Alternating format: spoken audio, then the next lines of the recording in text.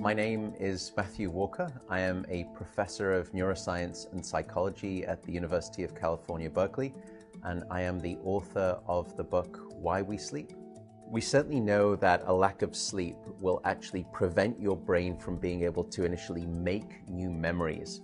So it's almost as though without sleep, the memory inbox of the brain shuts down and you can't commit new experiences to memory. So those new incoming informational emails are just bounced and you end up feeling as though you're amnesic.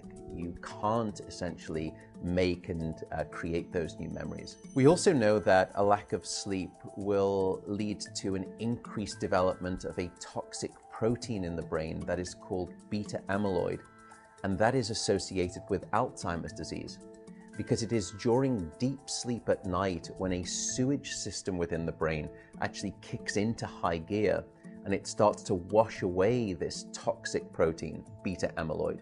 So if you're not getting enough sleep each and every night, more of that Alzheimer's related protein will build up. The more protein that builds up, the greater your risk of going on to develop dementia in later life. What are the effects of sleep deprivation on the body? Well, there are many different effects.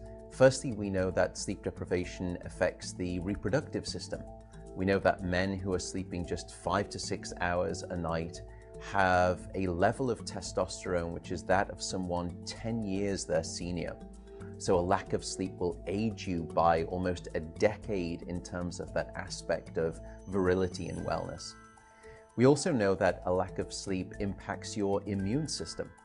So after just one night of 4 to 5 hours of sleep, there is a 70% reduction in critical anti-cancer fighting immune cells called natural killer cells. And that's the reason that we know that short sleep duration predicts your risk for developing numerous forms of cancer. And that list currently includes cancer of the bowel, cancer of the prostate, as well as cancer of the breast.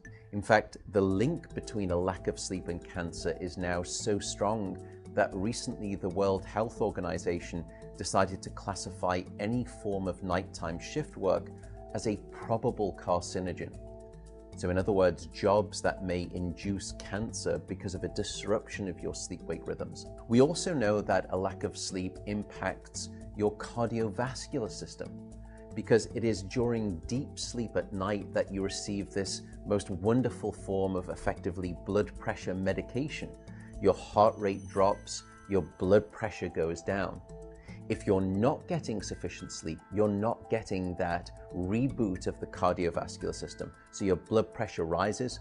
You have, if you're getting 6 hours of sleep or less, a 200% increased risk of having a fatal heart attack or a stroke in your lifetime. There is a global experiment that is performed on 1.6 billion people twice a year, and it's called daylight savings time. And we know that in the spring, when we lose 1 hour of sleep, we see a subsequent 24% increase in heart attacks the following day. Another question perhaps is, what is the recycle rate of a human being?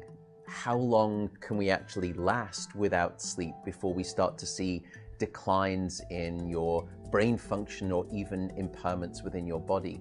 And the answer seems to be about 16 hours of wakefulness. Once you get past 16 hours of being awake, that's when we start to see mental deterioration and physiological deterioration in the body.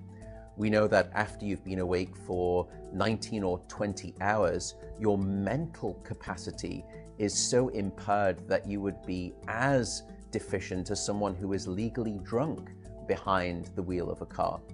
So if you were to ask me what is the recycle rate of a human being, it does seem to be about 16 hours, and we need about 8 hours of sleep to repair the damage of wakefulness. Wakefulness essentially is low-level brain damage.